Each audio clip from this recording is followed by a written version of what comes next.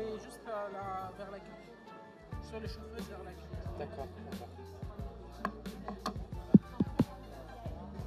Ok, s'il vous plaît, je vous propose de vous asseoir.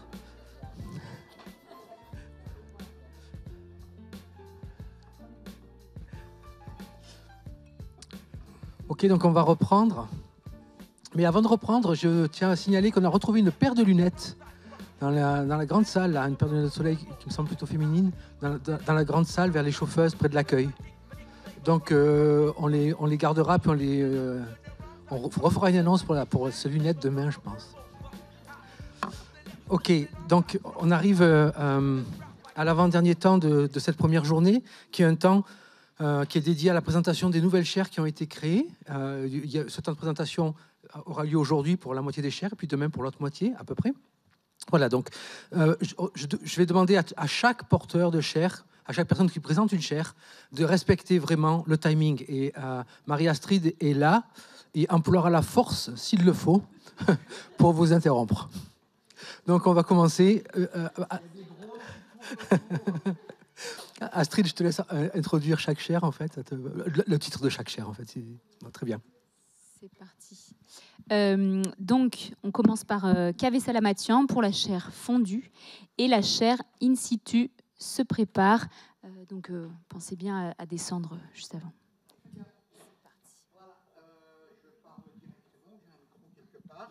J'ai un micro qui est là. Bon, donc je vous présente rapidement la chaire fondue. La chaire fondue qui a un nom bien approprié à notre région. Hein.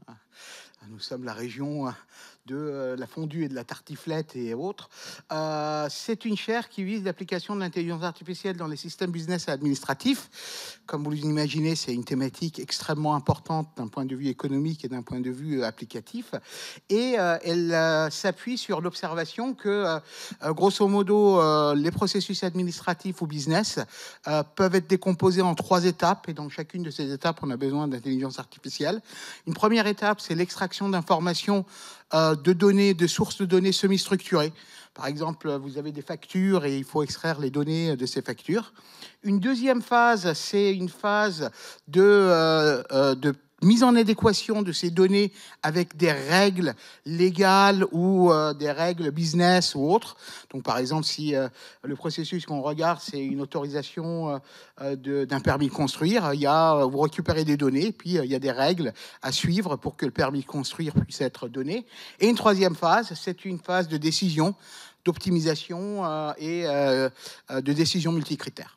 Ces 3 étapes sont des étapes qui nécessitent fortement de l'intelligence artificielle, mais il faut prendre aussi en compte que les processus business sont des processus qui vont avoir un impact très important sur les utilisateurs, sur les personnes, les processus administratifs aussi. Et donc, il est nécessaire que dans ces processus, on mette en place des mécanismes de monitoring et d'évaluation après coup de la décision qui est effectuée.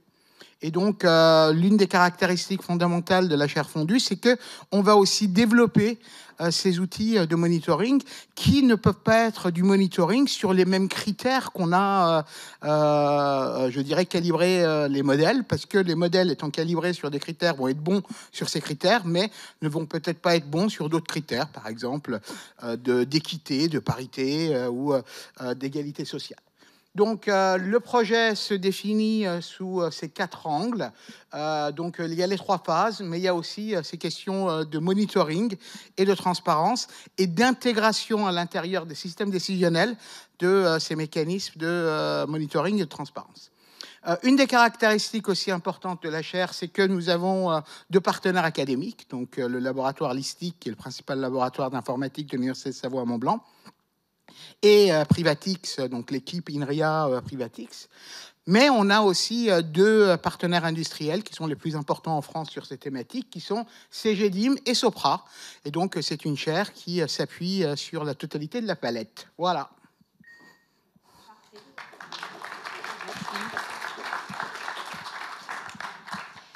Et la chaire juste Crystal Cure se prépare. Pression. Du coup, pour la chaire in situ, J'ai 4 bullet points sur mon post-it, donc ça devrait tenir en 3 minutes. L'idée, le constat de base, c'est de se dire que historiquement, l'IA, ça a été des innovations dans 3 grands domaines, donc soit théorie, algorithmie, les cadres applicatifs et le matériel. Et que quand on vient de l'un de ces 3 domaines différents, c'est pas forcément facile de réussir à comprendre les enjeux des autres branches et de réussir à communiquer et à bosser ensemble. On voit maintenant des trucs co-conception où ça mélange un peu 2 de ces branches-là, mais alors les 3, c'est encore moins facile. Et du coup, nous, c'est dans cette direction-là et face à ce constat-là qu'on voulait avancer et qu'on a présenté ce projet. D'un point de vue organisationnel et pratico-pratique, on a 3 axes méthodologie autour de l'énergie, de la fiabilité de l'IA et un axe 3 plus spécifique et conclusif, on va dire. 2 cadres applicatifs autour de l'environnemental, du monitoring environnemental, et en quoi on a besoin de systèmes embarqués qui font de l'IA sur ces cadres applicatifs-là. Et je vous renvoie au super talk précédent qu'il y a pu avoir sur le sujet. Donc on va faire du mix and match entre ces trucs en jaune et ces trucs en bleu. Sur les partenaires, on a 4 laboratoires académiques et on a aussi Biophonia en partenaire industriel et la LPO. Et sur mes petits bullet points, en plus, on est en collaboration avec des équipes qui font de l'éco-innovation et éco-conception pour introduire ces métriques-là dans la conception des systèmes embarqués. On confronte ça à l'expérimental parce que de l'IA qui marche en labo et de l'IA qui marche dans le monde réel, il y a toujours une distinction et du coup on a voulu mettre l'emphase aussi sur confronter les systèmes embarqués aux conditions réelles. Et enfin, vu qu'on en est à la phase construction-lancement et qu'il y a plein de gens de plein de chaires différentes ici, on serait ravis de prendre toutes les opportunités d'échanger et de créer aussi tous les liens qu'il peut y avoir avec les différentes chaires. Merci.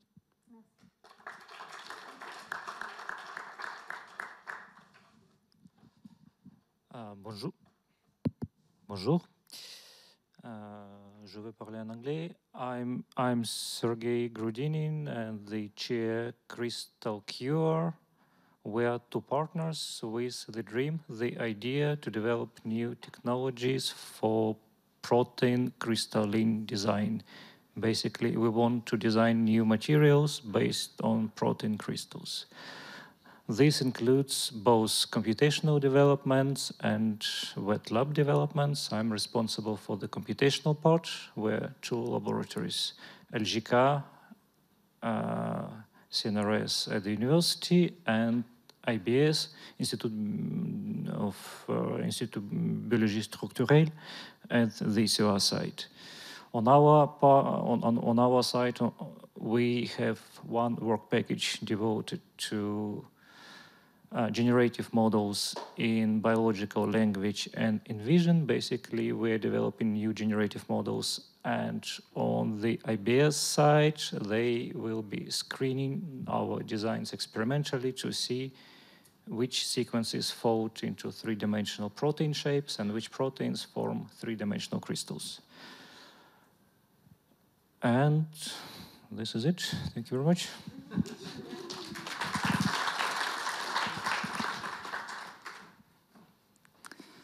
Bonjour. Alors, l'objectif de la chaire Baltec, c'est de proposer des processus, des algorithmes d'apprentissage actifs bayésiens avec des applications à l'audit énergétique des bâtiments.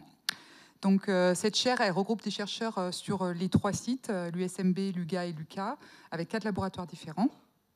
Et l'objectif, donc, c'est de proposer des algorithmes d'apprentissage actif bayésien, comme je l'ai dit, mais pour des modèles qui prennent en entrée des données complexes hétérogènes. Donc, en particulier, pour décrire les bâtiments, on aura des données qui présentent des dépendances de type arbre, comme par exemple tout ce qui décrit l'enveloppe des bâtiments. On aura des données qui décrivent les comportements des usagers, des données qui sont des séries climatiques, qui sont des séries temporelles fortement corrélées. Et on s'intéressera à des quantités d'intérêt comme le confort des occupants ou le coût énergétique. Et donc l'idée, ça va être de construire des critères d'acquisition des observations, donc observations aussi bien physiques que des simulations numériques coûteuses, pour pouvoir proposer des algorithmes qui prennent peu d'observations, donc de l'IA frugale. Et donc, pour ça, il va falloir se balader sur des espaces complexes et hétérogènes. Voilà, et donc aussi un des enjeux qui nous paraît important, aussi bien pour la recherche que pour motiver les étudiants à venir vers l'IA, c'est l'impact sociétal et environnemental clair avec justement l'énergétique des bâtiments.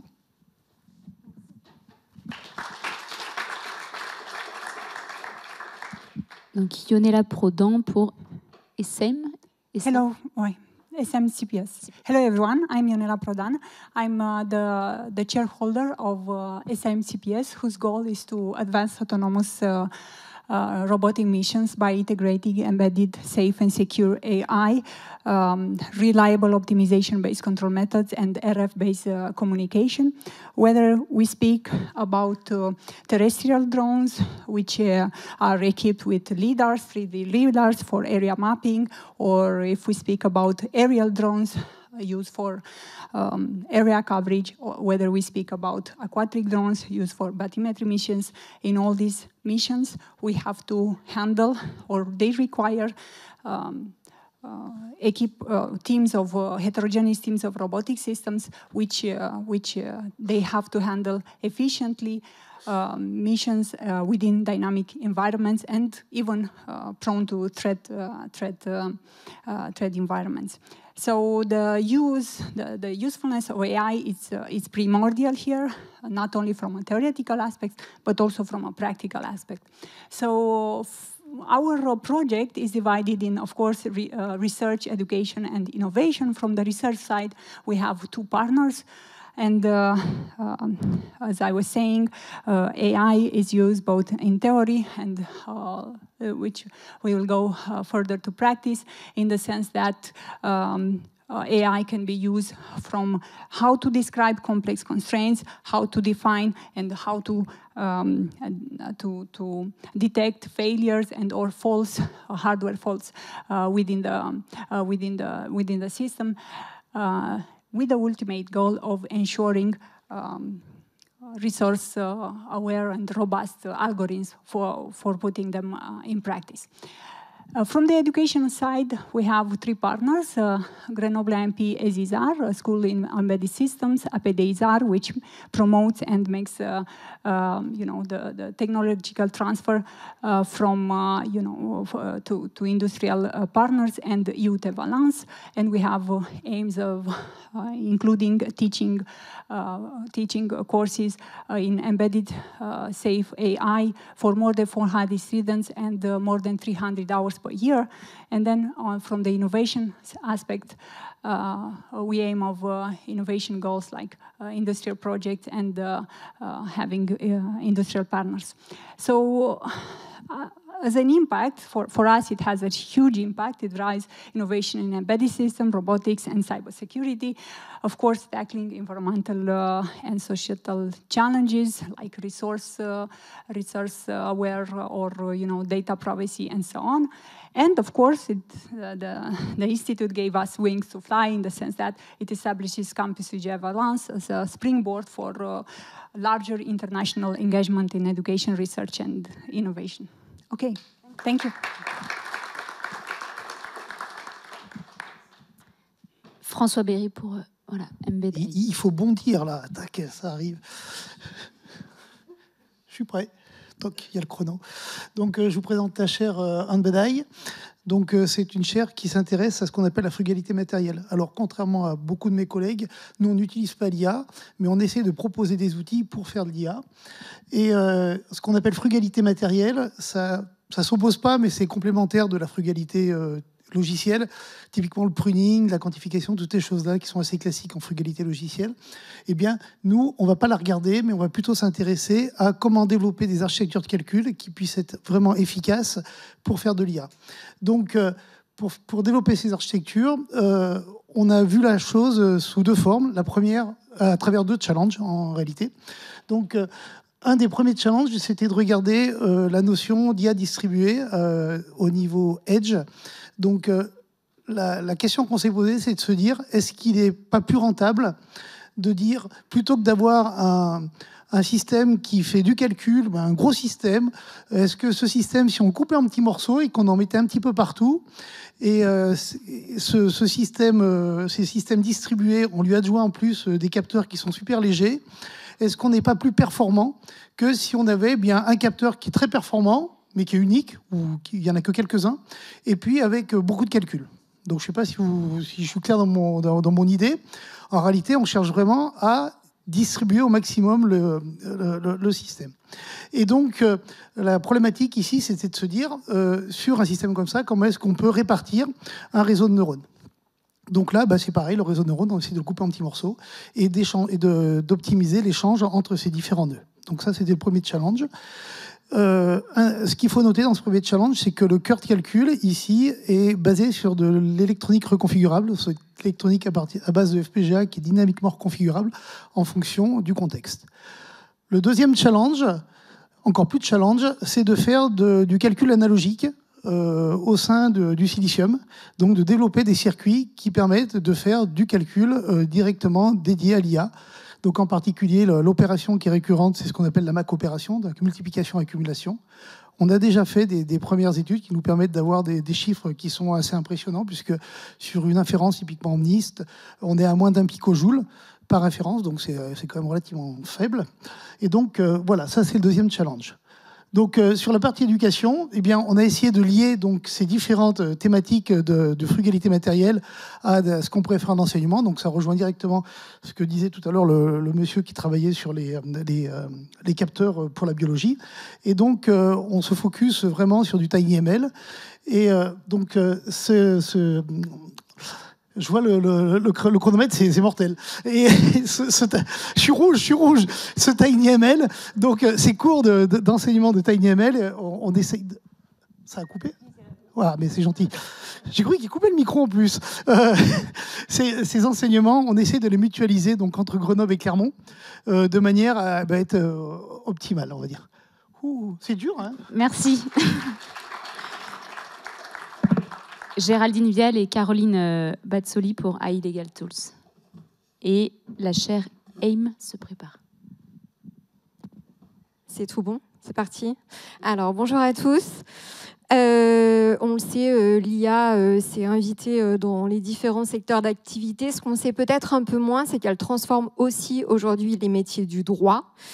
Et cette chaire part de l'idée selon laquelle l'IA ne doit pas être une menace pour les professions juridiques, mais au contraire, elle pourrait être un levier. Et donc, on a réuni des expertises complémentaires en droit, statistique, traitement du langage naturel.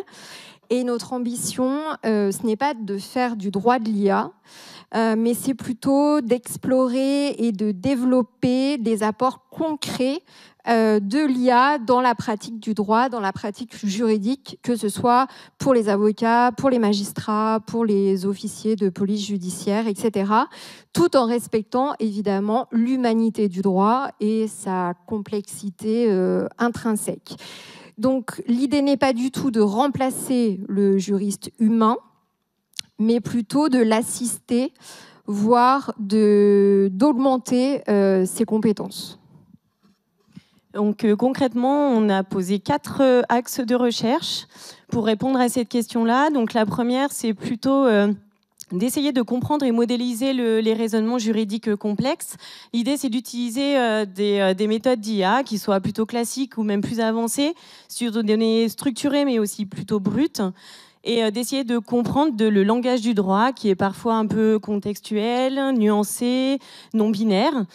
Donc ça va être la première tâche. La deuxième tâche, c'est plutôt d'aller sur la création d'outils, de modèles d'IA pour générer des actes juridiques. Ça peut aller donc de la conclusion des avocats à la rédaction de jugements.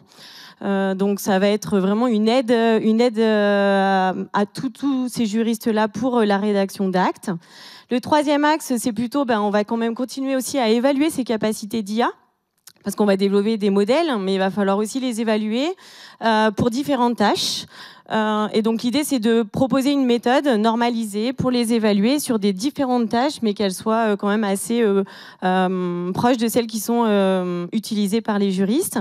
Et enfin, le dernier axe, c'est plutôt de mesurer l'influence des outils d'IA sur les décisions de justice.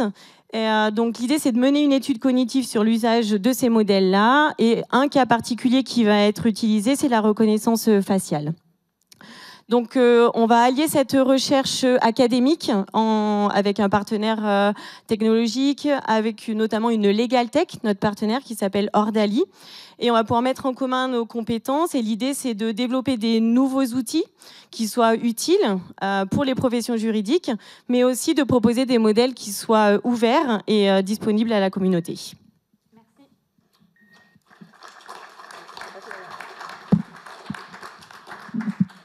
Donc Filippo Massi pour la chaire AIM. Et la chaire Dev.AI and Speech se prépare. C'est un mercredi du mois de mai. Il est 15h. Les glaciers du Birch s'effondrent. Des millions de tonnes de glaces et des roches dévalent sur la pente à 200 km/h. En quelques instants, l'éboulement génère une énergie qui est comparable à 4 bombes atomiques de Nagasaki et rase les villages de Blatten.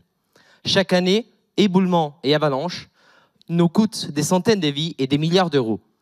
C'est une facture qui ne cesse de s'augmenter avec les changements climatiques. Au cœur de ces événements, un acteur plutôt discret, je dirais. Les matériaux granulaires, du sable, des céréales, du ciment.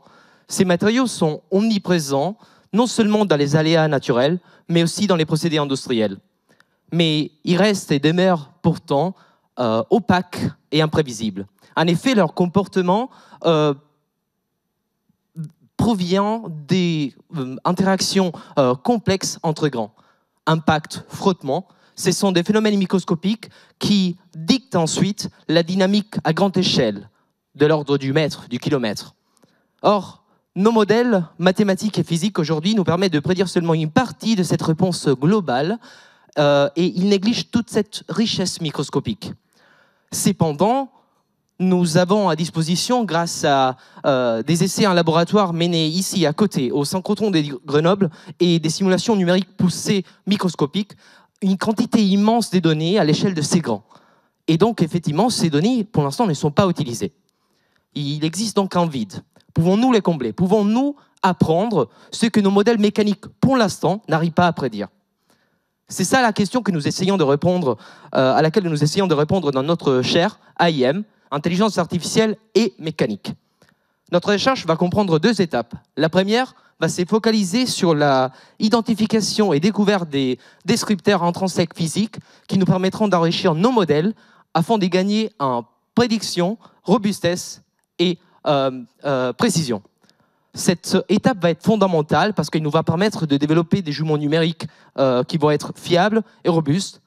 Et les outils que nous allons utiliser et développés résident sur les mathématiques appliquées, la mécanique non lisse et des approches d'apprentissage automatique qui sont contraints de façon dure par les lois fondamentales de la physique.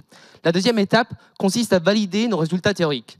Effectivement, grâce à des essais expérimentaux sur des maquettes et des simulations numériques poussées, nous allons donc tester méticuleusement notre méthodologie avant d'aller sur les terrains. Mais oui, nous sommes optimistes.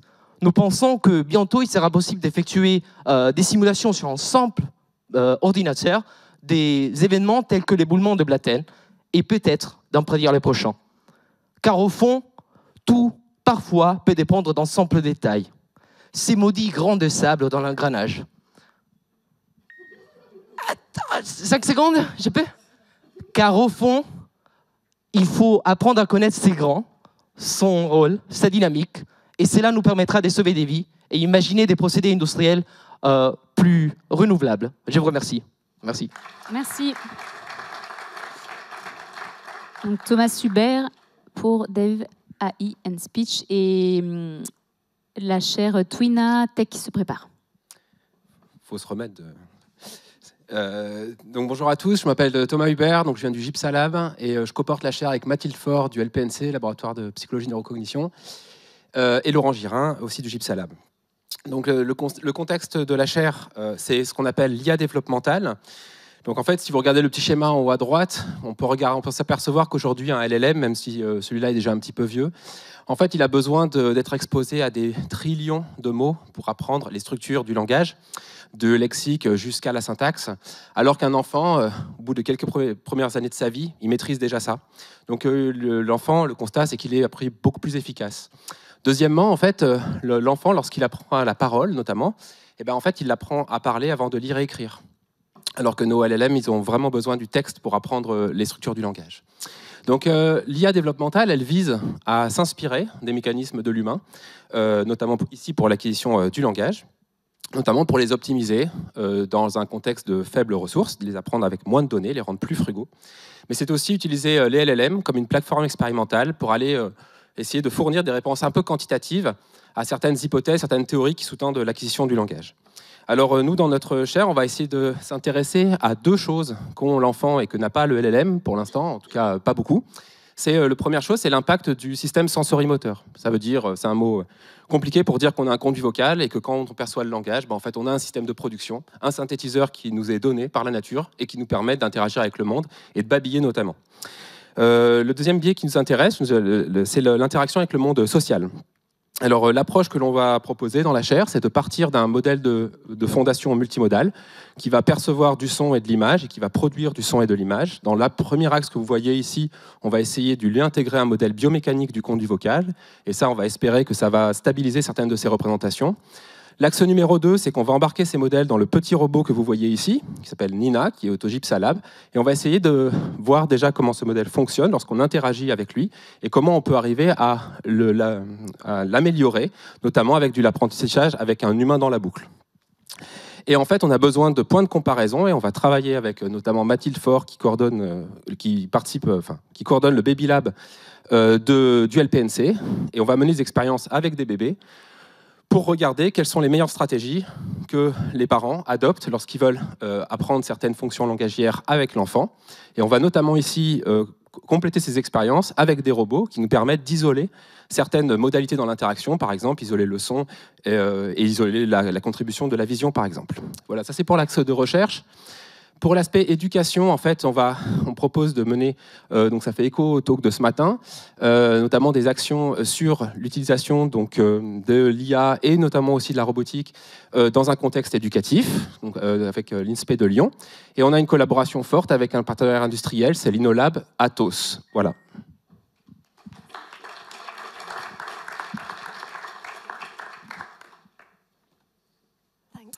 Donc Julie Dudal, pardon. Dugdale. It's fine, Dugdale. don't worry. Hi. So I'm going to explain the Twin NARTEC project, which is co-directed with Cecile Cornu, who's in the audience. So the goal of the project is to create a digital twin for crisis management in the case of cascading NARTEC disasters. So what's a NARTEC disaster? It's where you have a technological disaster that has been triggered by a natural disaster. So for example, with Fukushima. So with climate change and with growing human activity, there are more and more risks, there are more and more cascading hazards, and there are more and more NARTEC hazards. So we're focusing on Grenoble as a case study, because it's an incredibly dangerous place to live, I found out. So we have seismic activity, we have floodings, possibility of forest fires, etc. And here we can see a picture of the dam that's just outside of Grenoble in a seismic area. If that goes, it will flood quite a lot of Grenoble. So the objective here is that we're focusing particularly on population evacuation and health system response strategies in the digital twin. It's very multidisciplinary, as you can see from the labs involved, and we have a very strong involvement of our stakeholders. So 4 work packages. The first work package concerns collecting the data and analysing the data that we need for the digital twin. So there's a lack of measurement devices in the environment. So we're going to use quite an innovative approach that will overcome that, and that's to use the buried digital telecommunication fibres, which are capable of sensing hazards, they're capable of sensing people who walk above them, of cars, etc. We also need to collect data on human behaviour, so what people really will do in the case of a disaster. We need to collect data on the urban infrastructure and buildings. So then in work package 2, we're iteratively going to develop the digital twin using data models that we've developed from Work Package 1. So we'll develop digital hazard models, human behavior models. We need to assimilate the distributed acoustic sensing that we're going to use. And we're very conscious of the fact that the digital twins can be quite computationally demanding. So we're going to use reduced order models and surrogate models to put into the digital twins. Work Package 3 is more the co-construction of scenarios with our stakeholders. So that starts actually very early. They're going to define what scenarios they want investigated. We will explore that through a digital model and then progressively with a digital twin. And finally, as the buzzer goes, we have a work package on teaching where we have a plethora of different things that we use for teaching. Thanks.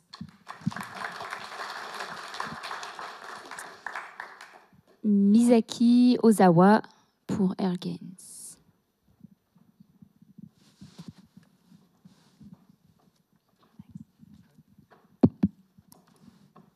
Hello, everyone.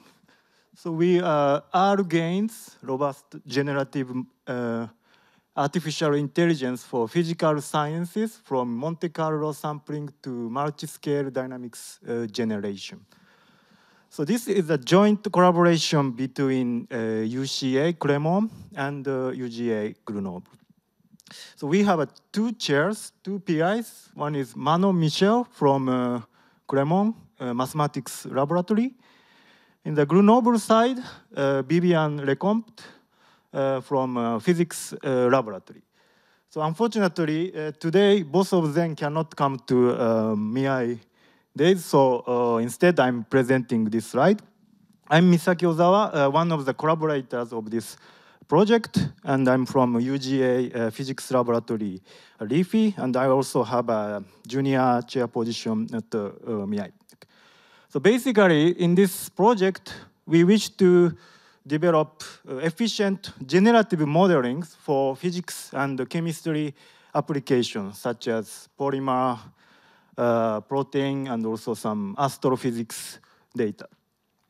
For example, we want to make some efficient Monte Carlo Markov chain sampling method, and also machine learning surrogation model for Newton dynamics equation. So in addition to research aspect, so we have various education plan. For example, so I have three slides. Okay, sorry. I wanted to follow the rule, but okay. So we have several education plan, making new machine learning lecture, hackathon between UCA and UGA, international summer school at Lezushi in order to facilitate activity in this Alps region. Okay, thank you very much.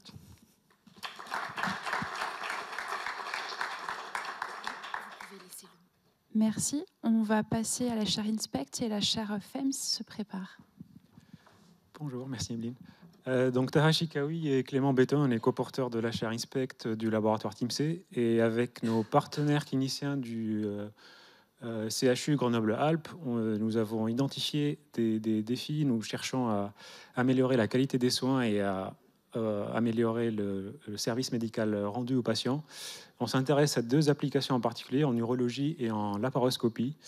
Et grâce au partenariat avec le CHU, nous avons identifié un besoin clair de développer de nouveaux outils, de nouveaux dispositifs spécifiques à ces applications-là.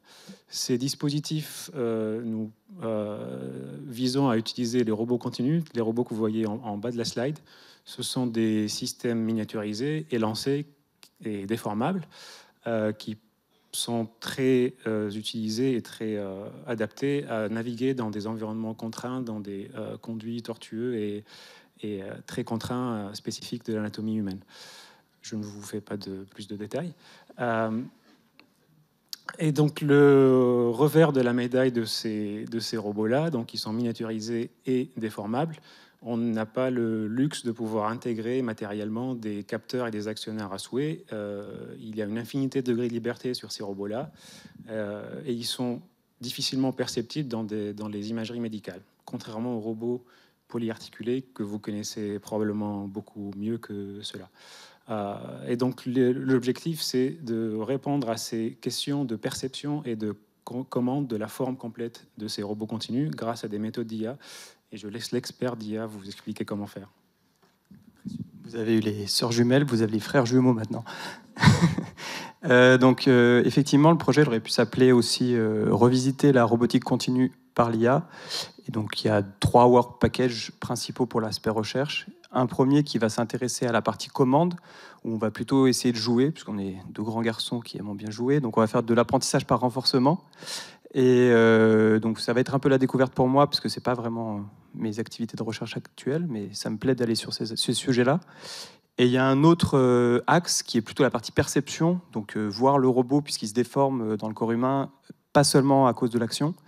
Et donc sur cette partie-là, pareil, essayer d'utiliser les modèles de réseaux de neurones actuels qui voient des choses que nos anciens modèles ne voyaient pas et qui extraient de l'information de manière beaucoup plus efficace. Pour faire tout ça, et ce qui change des projets, on va dire un peu plus traitement d'image médicale classique, c'est qu'il va falloir qu'on génère des données. Et donc il y a un énorme work package qui va être aussi la possibilité de faire de la simulation, de générer de la donnée ces données-là vont nous permettre de faire l'apprentissage à la fois sur l'apprentissage par renforcement et sur la partie vision. Et enfin, tout ça, l'objectif à la fin, c'est de faire des retombées assez importantes directement des parties modélisation et des parties données dans la partie enseignement, en donnant aux étudiants la possibilité de travailler sur ces données qui sortent de la recherche. Voilà. Merci. On passe à la chaire FAMES et la chaire Redax se prépare.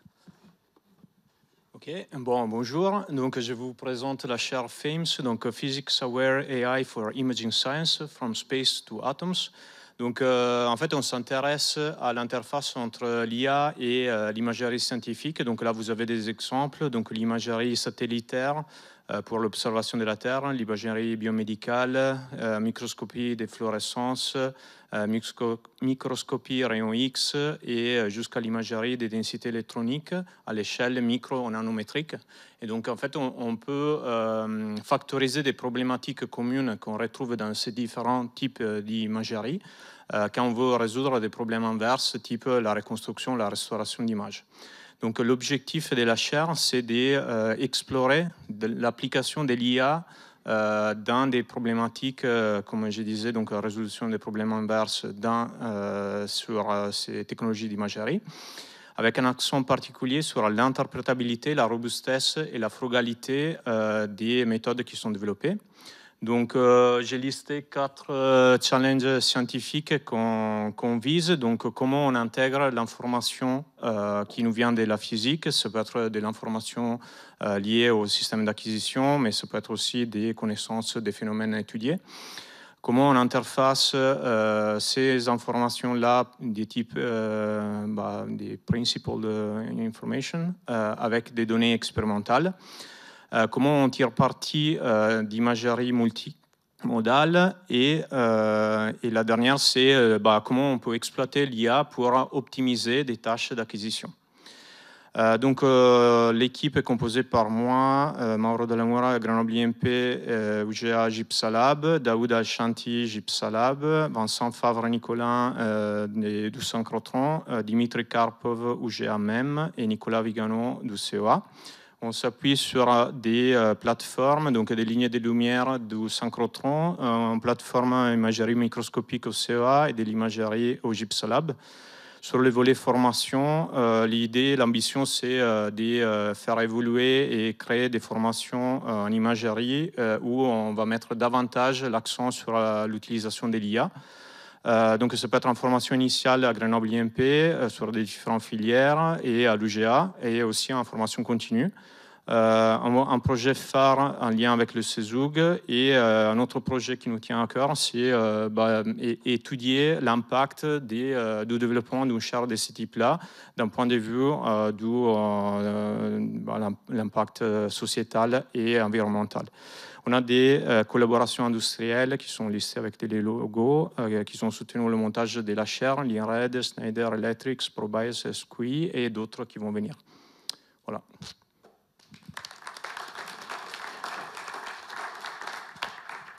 Merci beaucoup. On passe à la dernière chaire, Redac+. Hi everyone. I'm here today to present our chair, Responsible AI, Design, Regulation and Conformity. I am Eber Wenger-Kolesi. I am a researcher at INHIA, and I'm co-chairing with Theodor Christakis, which made a presentation this morning about AI or regulating. So you can imagine we are a team of computer scientists at INRIA and a team of legal people coming from CESIS with Theodor.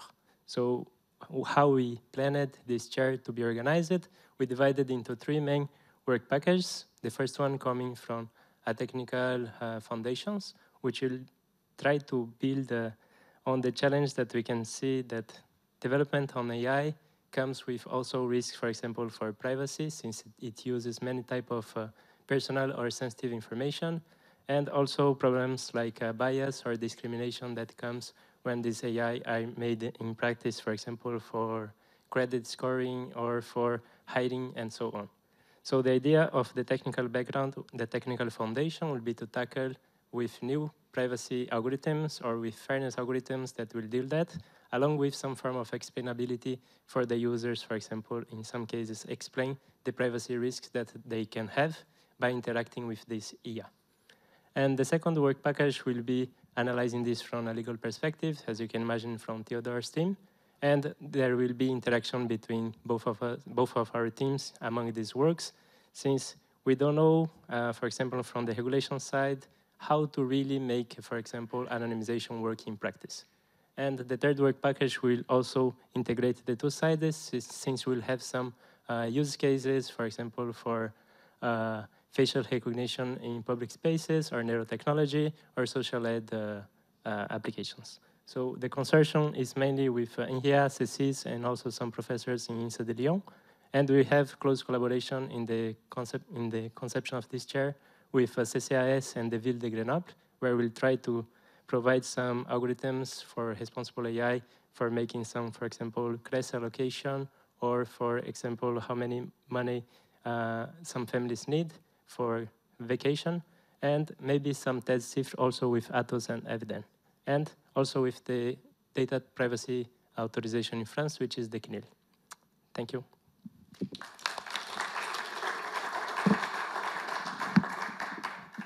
Merci beaucoup.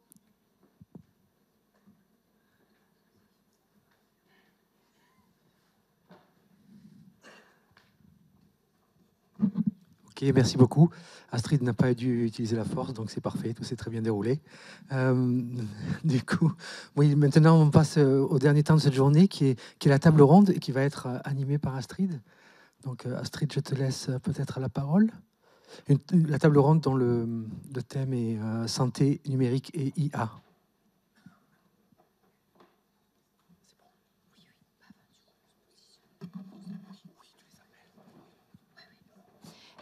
Donc j'appelle Guillaume Blanc, Pascal Mossu et Émilie Parossini. Merci.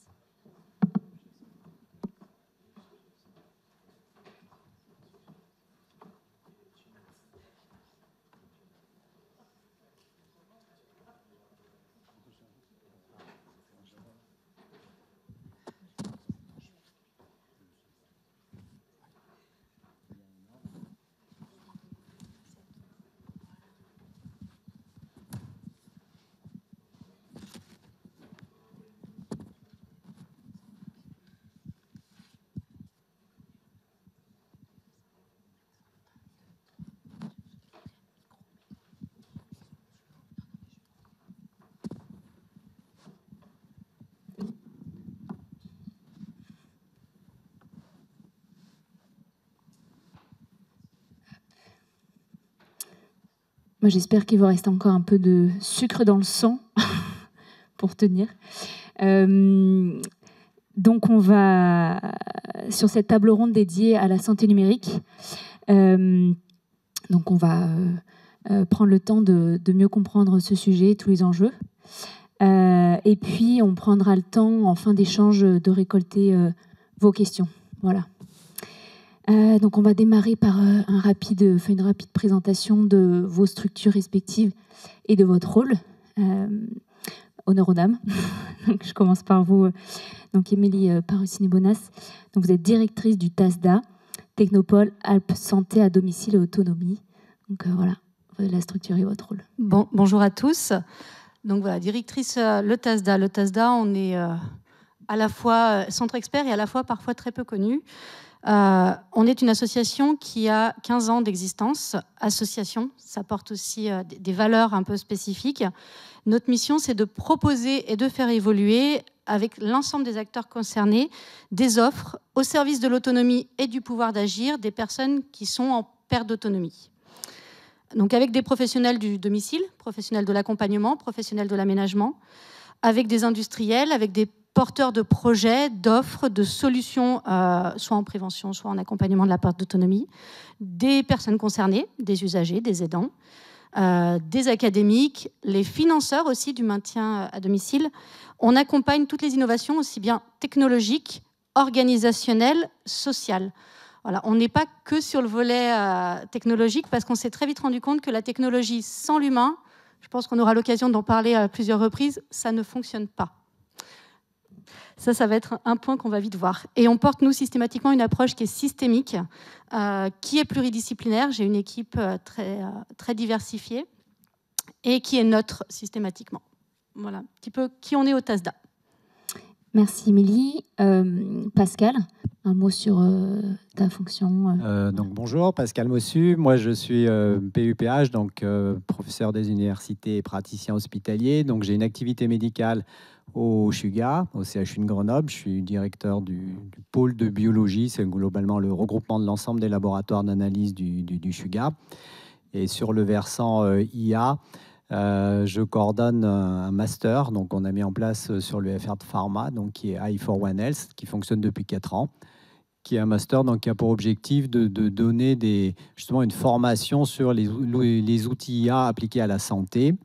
Ça peut être du traitement de texte, de la computer vision, les traitements des données omiques, et puis des aspects peut-être plus pragmatiques, pratiques sur les trajectoires de santé des patients, les aspects aussi les aspects éthiques qui vont avec. Merci.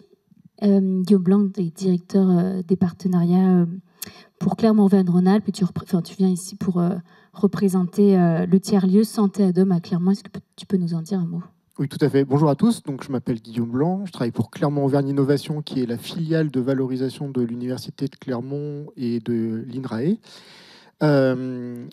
Pourquoi est-ce que je suis là aujourd'hui? C'est parce qu'en fait, on est porteur d'une initiative un peu particulière qui s'appelle un tiers-lieu d'expérimentation de solutions numériques en santé, en partenariat avec le groupe Vive, qui est un très gros groupe mutualiste qui est notamment connu parce qu'il détient les marques Harmonie Mutuelle, MGN et d'autres.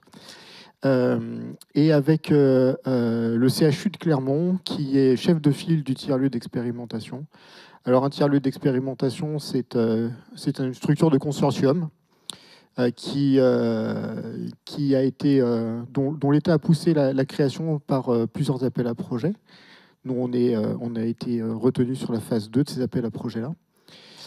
Notre tiers-lieu, il a une vocation particulière, c'est qu'il s'intéresse à la problématique du report du système de soins de l'hôpital vers le domicile des patients. Et donc, on s'intéresse à la façon dont les outils du numérique permettent cette réorganisation du système de soins qui est absolument nécessaire à court terme, notamment au travers du filtre des maladies chroniques et des problématiques de mobilité humaine. Merci. On va commencer par un rapide rappel du contexte sur la santé numérique. Voilà, comment est-ce qu'on est passé d'une santé clinique, puis technique de précision, à une santé numérique, et quels en sont les usages dans le milieu hospitalier? Pascal, tu peux nous dire ce que tu... Oui, voilà. Quand on a préparé cette table ronde, on s'est dit que c'était intéressant de resituer le terme de santé numérique, parce que même si maintenant et aujourd'hui particulièrement, ça peut paraître une évidence, en fin de compte, c'est intéressant de voir que la santé numérique, ça résulte bien sûr des progrès immenses de l'IA, et de toutes ces méthodes donc, qui ont émergé, des puissances de calcul, mais ça émerge aussi de l'évolution de la prise en charge des patients. Si on remonte un petit peu à 100, 150 ans, ce qui est assez amusant, le médecin face à son patient, globalement, avait ses 5 sens pour faire un diagnostic. Donc, globalement, il sentait, il palpait, il touchait. Éventuellement, il goûtait les urines pour voir si le patient avait un peu trop de sucre dans les urines et un peu de diabète. Donc, ça faisait plus, voilà, c'était quelque chose d'assez rudimentaire et qui était une médecine qu'on a appelée intuitive. Et l'évolution qui nous amène finalement à aujourd'hui, à ce qu'on vit maintenant, c'est au départ, c'est plus une évolution analytique dans la capacité de mesurer, en fin de compte, des paramètres qui caractérisent le patient.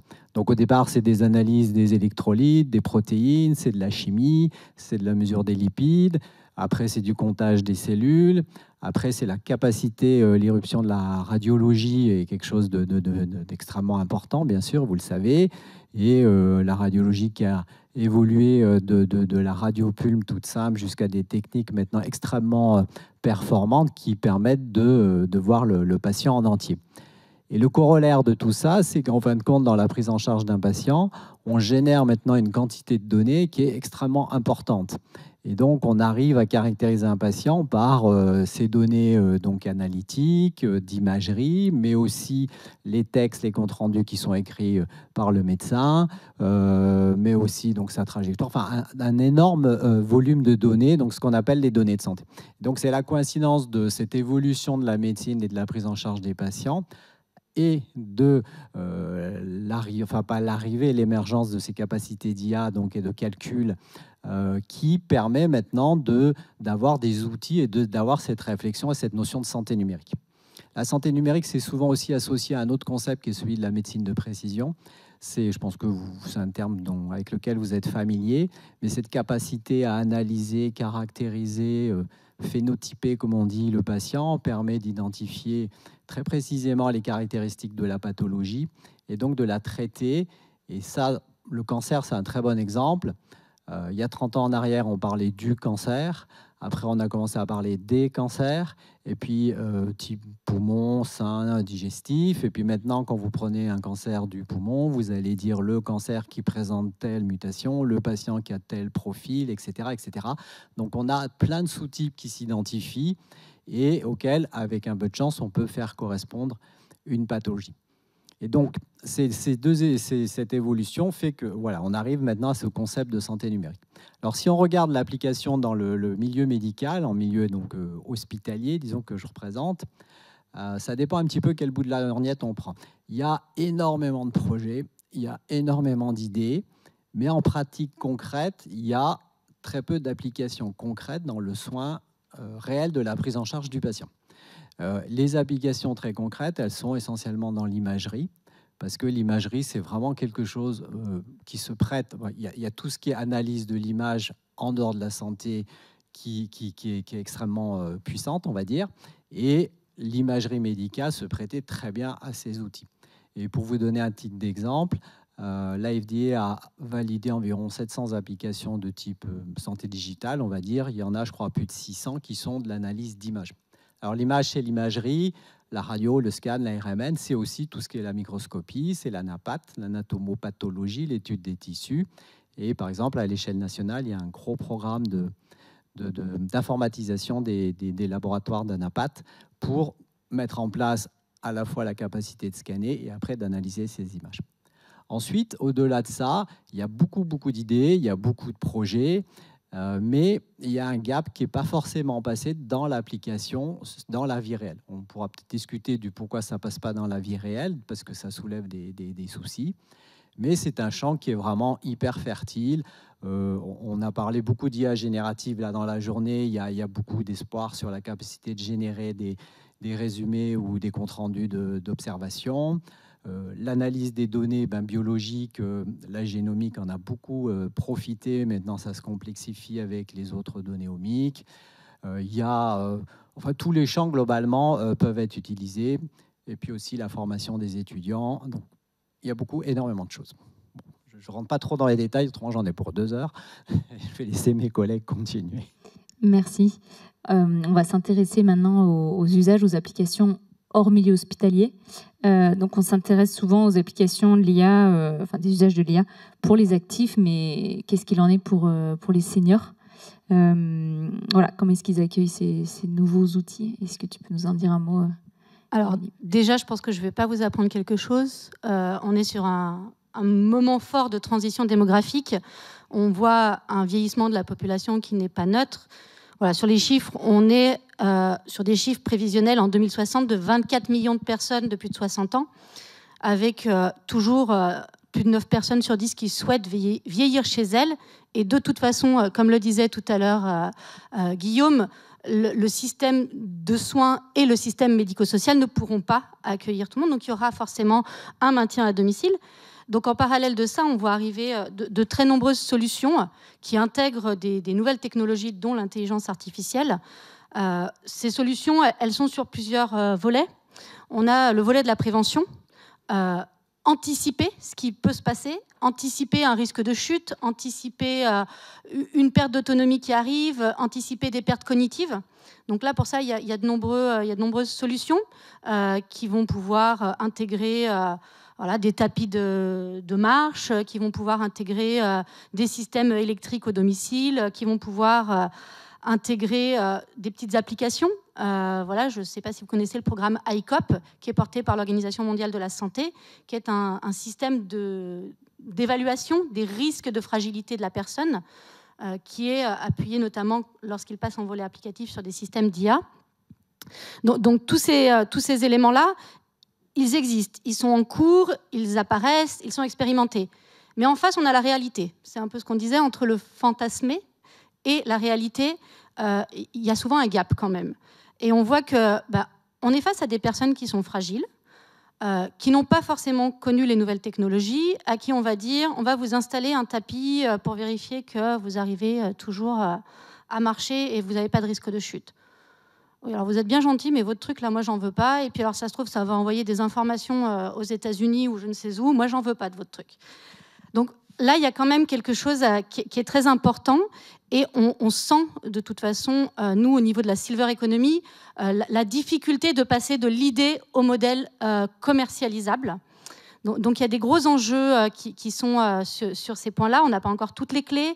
Il y a des choses qui se travaillent. On voit de nouveaux modèles arriver, notamment avec des modèles éthiques qui permettent d'accompagner ces usages-là, avec des personnes qui vont faire le lien entre la technologie et la personne qui va l'utiliser. Et lorsqu'il y a ce lien de confiance qui se crée entre la technologie et l'utilisateur final, on voit une meilleure acceptabilité et une utilisation qui est plus optimale, qui est plus importante au quotidien, et donc qui va apporter forcément des meilleurs résultats. On peut aussi parler de tous les systèmes d'alerte qui existent. Donc là, on est plus sur la personne qui va recevoir l'alerte. Donc vous avez des systèmes d'oreilles augmentées qu'on va mettre dans les chambres ou dans les domiciles. Et c'est le système. Donc on n'écoute pas ce qui se passe dans la chambre, c'est l'intelligence artificielle qui écoute et qui transmet. Donc là, voilà, c'est des choses qui sont commercialisées, qui fonctionnent bien. Beaucoup sur le volet établissement, encore assez peu sur le domicile, mais c'est en train d'arriver. On va avoir des systèmes pure santé pour le coup, mais qui vont surveiller la tension artérielle à domicile et lancer des alertes si jamais il y a un problème. Voilà, il y a plusieurs choses. Il y a des téléassistances très optimisées, là où on n'est pas juste j'appuie sur le bouton quand ça ne va pas. La reconnaissance des chutes. Donc ces systèmes-là, ils sont un peu plus avancés et lorsqu'ils sont pris très tôt dans le parcours des personnes, ils sont très puissants et très efficaces. Mais ça veut aussi dire que là, il faut être vraiment sur la prévention et être très tôt dans les parcours des personnes. Ça, c'est des choses, c'est des choses un peu importantes. Voilà, c'est à peu près tout ce que je voyais sur cette étape-là. Merci. Ouais, donc on retient beaucoup d'outils, beaucoup d'innovations, de solutions, mais l'importance d'avoir un rôle de lien. Le tiers humain, il est essentiel sur des populations fragiles comme celle-là. Il y a un petit volet que je n'ai pas donné, qui est le volet du soutien aux tâches administratives. Voilà, les services d'aide à domicile. Je ne sais pas si vous connaissez ce contexte contexte-là. Ce sont des services qui sont en grande difficulté de recrutement, de personnel. Donc il faut des plannings qui soient optimaux. Et c'est très compliqué. Donc là, les outils d'IA, ils commencent à arriver et à apporter un peu un ouf de soulagement aux professionnels qui gèrent ces plannings-là.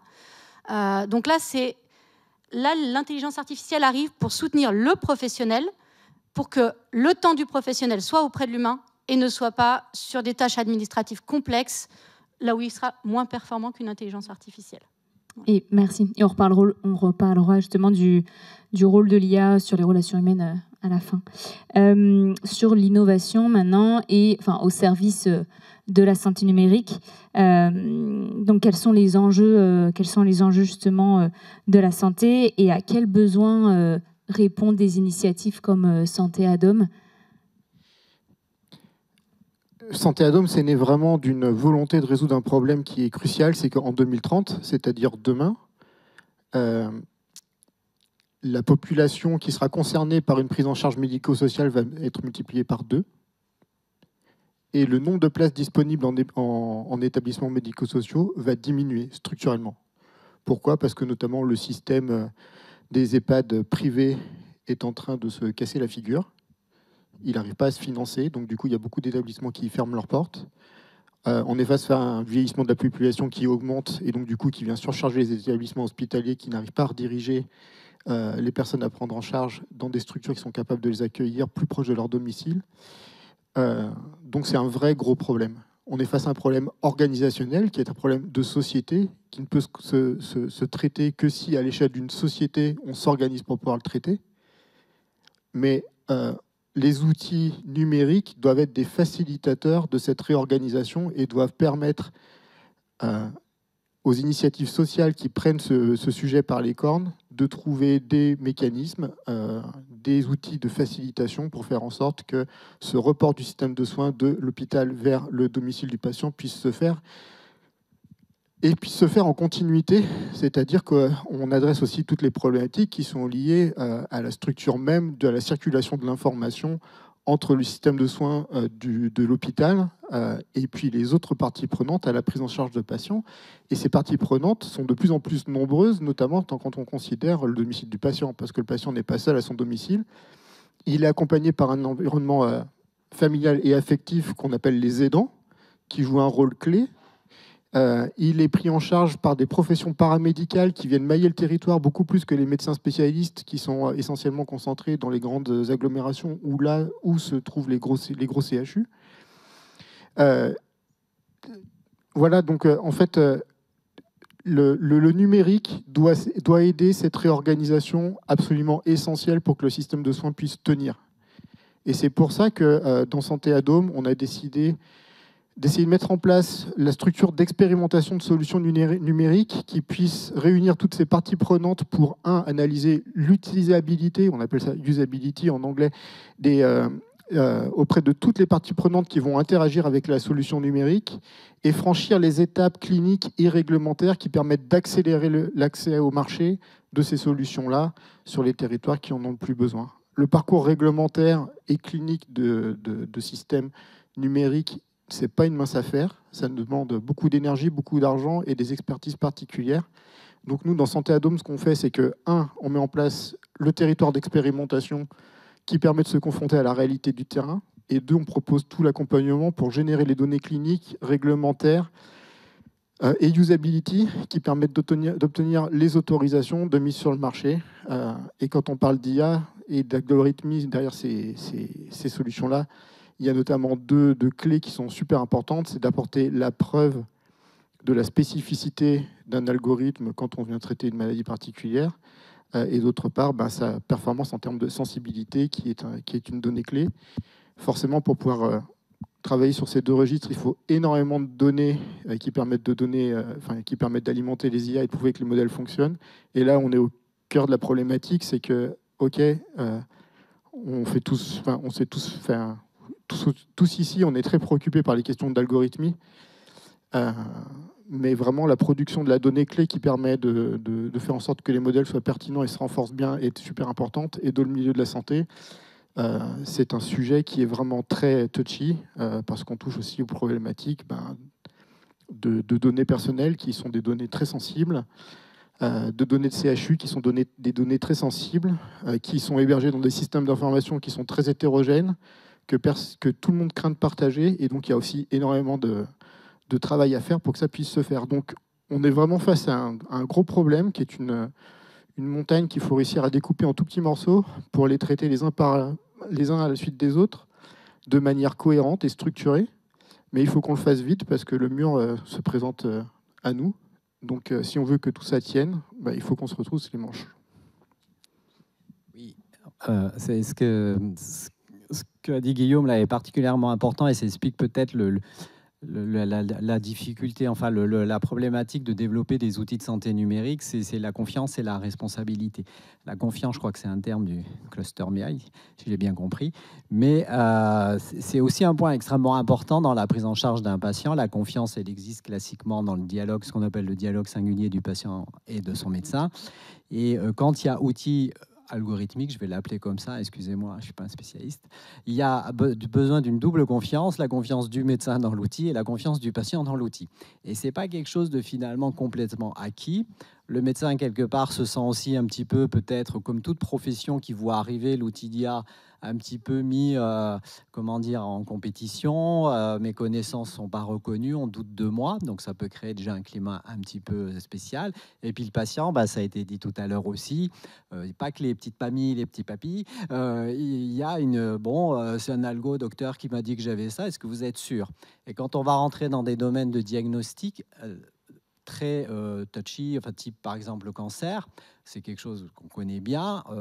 Un marqueur de cancer doit être très spécifique, très précis, parce que vous n'allez pas annoncer à quelqu'un qu'il a un cancer, une leucémie, comme ça, en disant écoutez, je pense que c'est ça, mais il y a 20% de chances que je me trompe. Ça passe mal, et c'est normal que ça passe mal, parce que derrière, ça a des implications énormes. Donc cette notion de confiance est hyper importante, et comment on pourra avoir la confiance? Et pourquoi il faut la confiance aussi? C'est parce qu'il y a la responsabilité. Derrière, il y a la responsabilité de poser un diagnostic, d'entreprendre une démarche clinique, thérapeutique, pas forcément un soin complexe, une relation avec un patient et de prendre en charge un patient. Et il y a une responsabilité et pour le moment, ce n'est pas complètement tranché.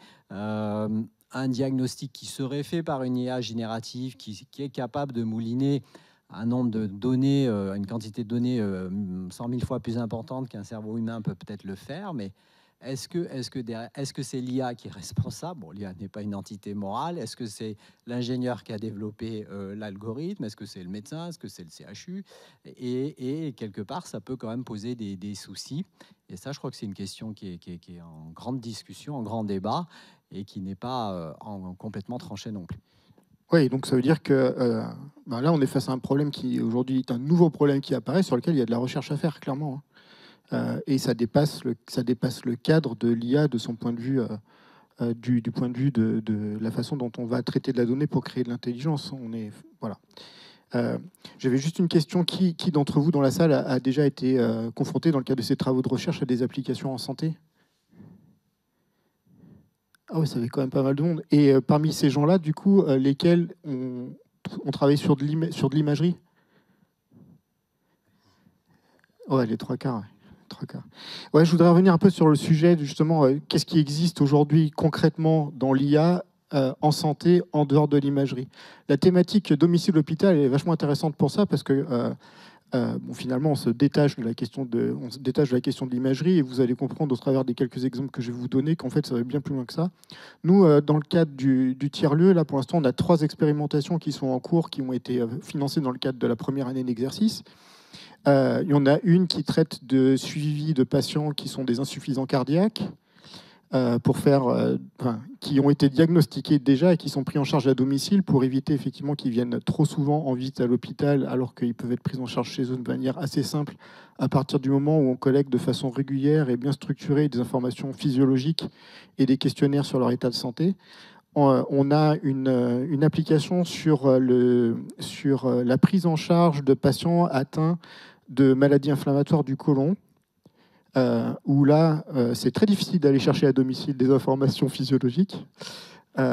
Et en fait, on traite beaucoup d'informations qui sont liées à du questionnaire qui est fourni aux patients. Et ça vient rejoindre la troisième expérimentation dont je vais vous parler, où là, on va traiter plus de maladies mentales et de suivi, par exemple, de troubles de la dépression, où l'enjeu, ça va être de détecter qu'un patient est en risque de rechute de façon à pouvoir le prendre en charge au bon moment, mais de le laisser tranquille tant que ça va bien.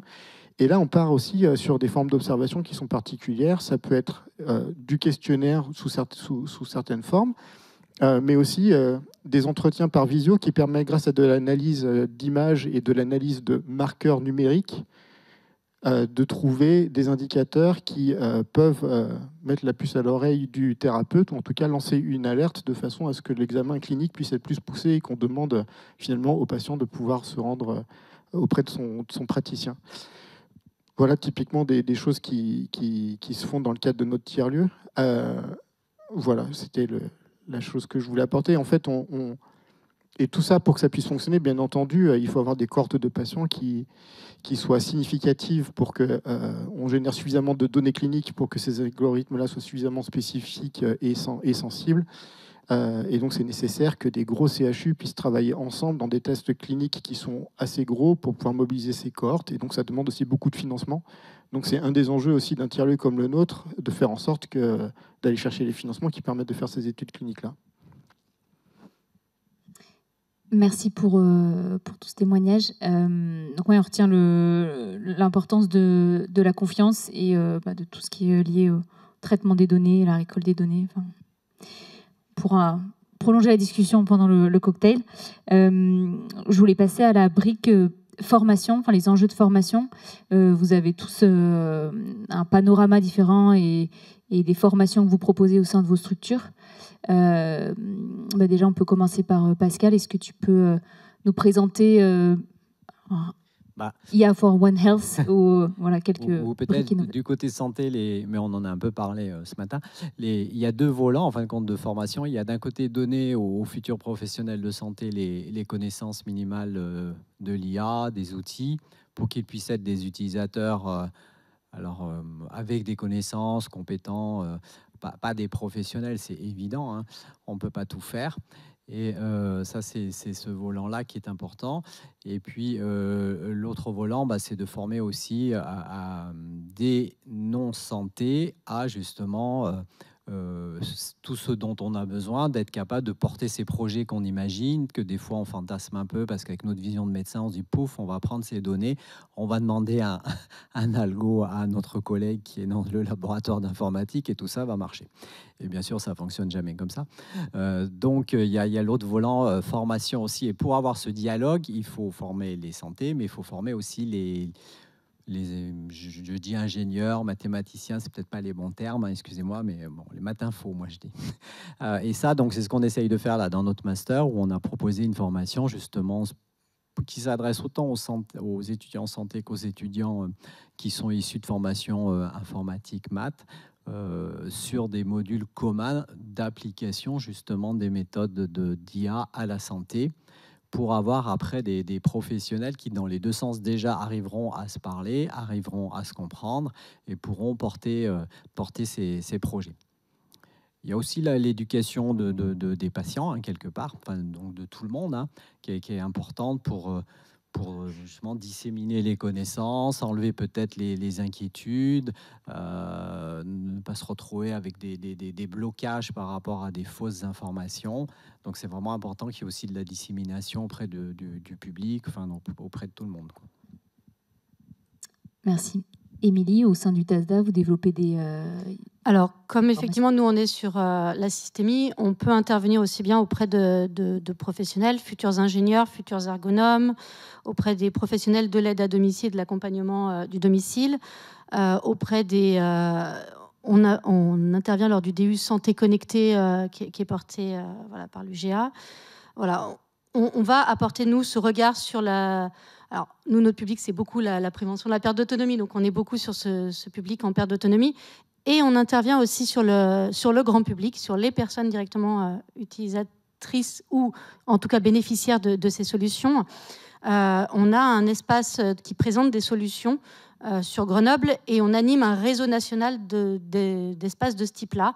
Voilà, il y en a un peu partout en France, des espaces comme ceux-ci, là où les personnes peuvent venir toucher, expérimenter, essayer, voir que non, ça ne mord pas, de porter, d'avoir une téléassistance au domicile, d'avoir ces outils-là, d'avoir des questionnaires à remplir sur une tablette qu'on nous a fournie. C'est pas si compliqué que ça. Donc, on a aussi ces espaces-là qui nous servent à nous à diffuser auprès de ces personnes-là. Oui, écoutez, de notre côté, on porte aussi une initiative de Living Lab, qui est en fait un appartement laboratoire dans lequel on invite des offreurs de solutions à venir installer leurs solutions numériques et dans lesquels on vient convier des patients, leurs aidants, des professions paramédicales, des médecins qui s'approprient, qui apprennent à utiliser et qui expérimentent ce genre de solutions. On a aussi vocation, pour le coup, à accueillir des étudiants qui vont se former à cet usage-là. Alors, on ne parle pas forcément d'étudiants ingénieurs, mais excusez-moi, j'ai mangé le mot, des assistants aux soins à domicile.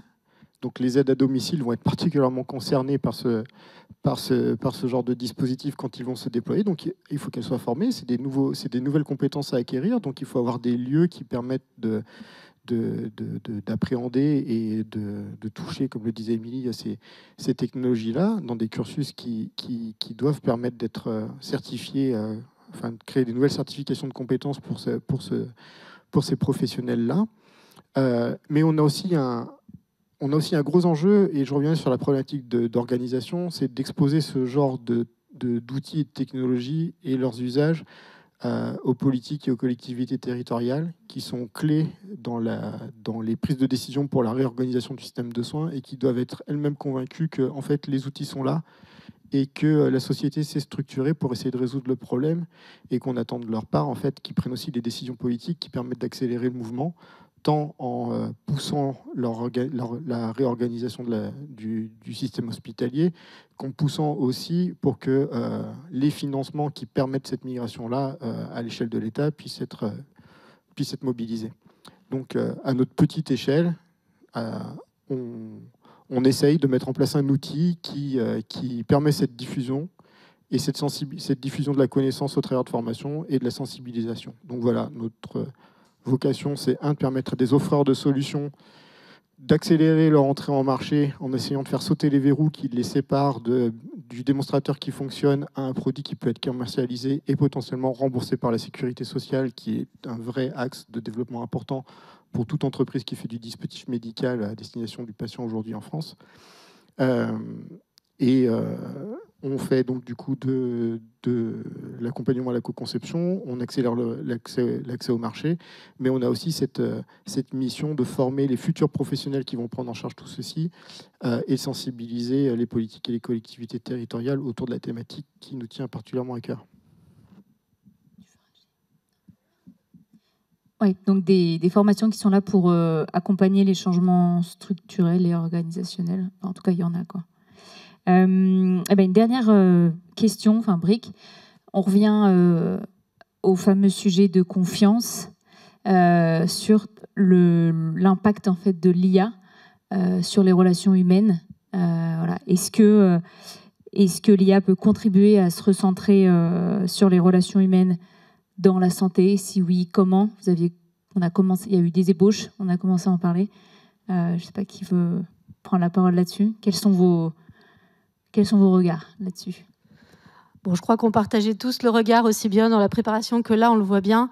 L'IA ne doit pas remplacer l'humain. Ce n'est pas possible dans la santé d'imaginer à un seul moment que ça puisse remplacer, mais il doit permettre de faciliter le temps de l'humain auprès de la personne. Voilà. Parce qu'on sait que l'humain se nourrit aussi de ça. C'est un élément essentiel. Et si on n'a pas ça, on n'aura pas le résultat à la fin. Donc voilà, il faut en faire juste un outil au service de. Je ne sais pas si... Oui, tout à fait. En effet, oui. On peut avoir une vision négative et on entend ça assez souvent. Il y aura bientôt plus de médecins, il y aura un robot en face du patient. Je pense qu'on en est quand même très très très loin. Et la vision, c'est plus que l'IA va être un outil qui va plutôt aider à libérer le médecin de certaines tâches pour qu'il puisse se consacrer à d'autres. Si on prend l'imagerie, dans l'imagerie là sur laquelle il y a énormément de développement, on se rend compte qu'en fin de compte, l'IA permet d'enlever une charge de travail sur des clichés assez simples sur lesquels il faut éliminer des suspicions de pathologie pour de conserver que ceux sur lesquels justement il y a un problème potentiel et où là le radiologue va être extrêmement important. Il y a aussi un champ de développement qui est extrêmement important, ce sont les pays avec des systèmes de santé faibles, on va dire, et on voit émerger des solutions d'IA qui sont vraiment hyper intéressantes. Par exemple, les lésions cutanées, il faut que vous voyez un dermato. Dans certains pays, il faut aller au dispensaire, il faut faire, je ne sais pas, 50 km à pied. Enfin, c'est extrêmement compliqué. Et la capacité, à travers l'analyse d'une image qui est prise simplement par un appareil photo, de l'image en disant à la personne bah, c'est pas grave, tu restes tranquillement chez toi, ou au contraire bah oui, il faut venir, cette capacité à prendre cette décision là, elle est hyper intéressante.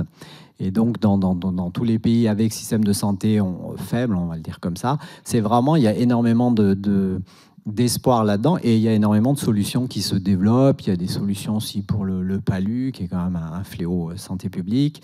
Il y a donc énormément d'applications qui vont permettre d'améliorer aussi la vie des gens et la prise en charge des gens et l'organisation des soins.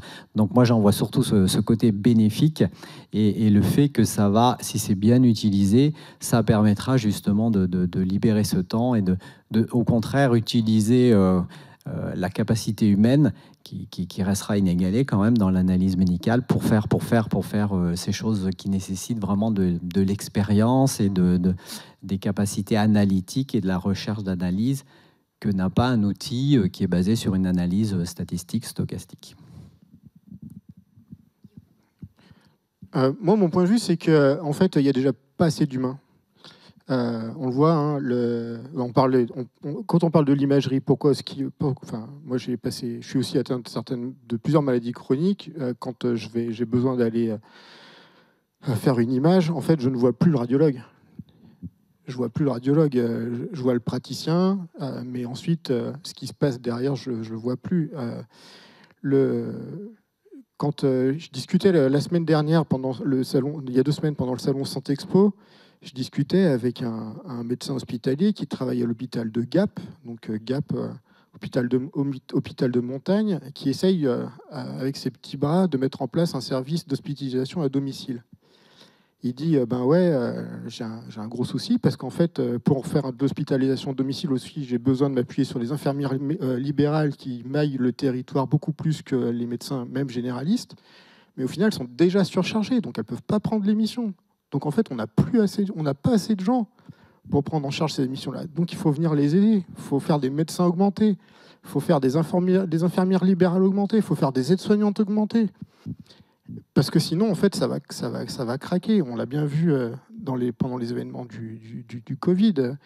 On est quand même sur un système qui tient à pas grand-chose. Et quand ces gens-là, ils n'auront plus les moyens de rendre le service que la société attend de leur part, on va se retrouver vraiment en très grosse difficulté. Donc soit on forme beaucoup plus de ces gens-là et puis on fait en sorte que financièrement l'État mobilise de l'argent pour qu'on vienne mailler beaucoup mieux le territoire en assurant que le système de soins tienne par la quantité de personnes qu'on déploie, soit il faut qu'on trouve des alternatives pour venir augmenter les professionnels du système de soins et le système en lui-même. Et à ce moment-là, il faut absolument qu'on mise sur le numérique et qu'on fasse progresser l'IA pour ça. Donc je ne donnerai pas un avis de est-ce que c'est bien, est-ce que c'est pas bien l'IA. Je dirais simplement qu'on en a besoin et que, pour conclure aussi, je voudrais revenir sur les présentations des chairs. On en a besoin d'algo, mais on a aussi besoin de confiance numérique. On a besoin de mettre le cadre légal derrière tout ça.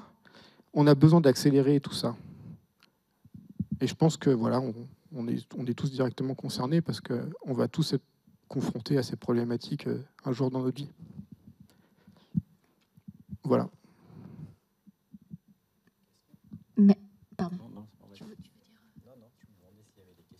Oui. Merci pour tous vos regards, vos témoignages et vos approches différentes. Je trouvais ça intéressant. C'était très complémentaire. Vous avez peut-être pas encore très faim et vous avez peut-être déjà des questions. Est-ce qu'il y a des questions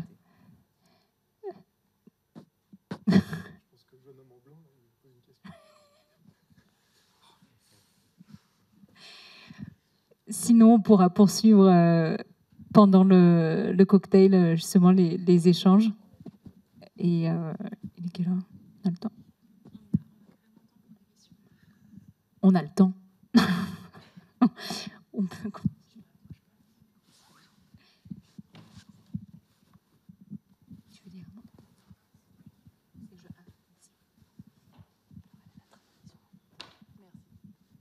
Merci pour ces échanges. Du coup, on a parlé des partages de données entre les hôpitaux, qui est un peu crucial. Et on a parlé des moyens financiers, mais il y a d'autres enjeux derrière que financiers. Et du coup, j'aimerais bien avoir quelques commentaires là-dessus. À quels enjeux ? La protection des données. Oui, c'est sûr que c'est dans le domaine de la santé, c'est vraiment une question hyper épineuse. Parce qu'on a un paradoxe qui est que si on veut des algorithmes qui soient efficaces, il faut les entraîner sur des données de santé qui soient de qualité, qui soient des vraies données de santé qui viennent de la vraie vie. Mais quand on va aller chercher ces données de santé, c'est normal, bien sûr, il y a une protection de ces données de santé puisqu'elles sont elles appartiennent aux patients. On peut aussi redire ça, les données de santé elles nous appartiennent globalement, puisqu'on est tous des patients potentiels. Et elles appartiennent pas aux médecins, elles appartiennent pas au CHU, elles appartiennent pas aux chercheurs. Et donc, il faut arriver à concilier un peu ce paradoxe de comment je vais pouvoir avoir accédé à des grosses quantités de données de santé, parce que j'en ai besoin pour faire un algo qui tienne la route, dans laquelle j'aurai confiance, et en même temps, comment je respecte les règles. Alors, c'est un vrai casse-tête, pour être tout à fait franc avec vous. Nous, en local, on a des discussions, par exemple, sur l'accès des données de santé du CHU. Il y a du réglementaire, bien entendu. Il y a le patient doit bien sûr donner son autorisation à ce que ces données soient exploitées. Et il y a tout un contexte qui est quand même assez complexe et c'est difficile de naviguer entre trop de rigidité ou pas assez. Après, ce qui est important aussi, c'est peut-être je saute du coq à l'âne, mais ça me fait penser à ça. En tant que patient, on est aussi producteur de données de santé par les mondes connectés, par tous ces outils-là.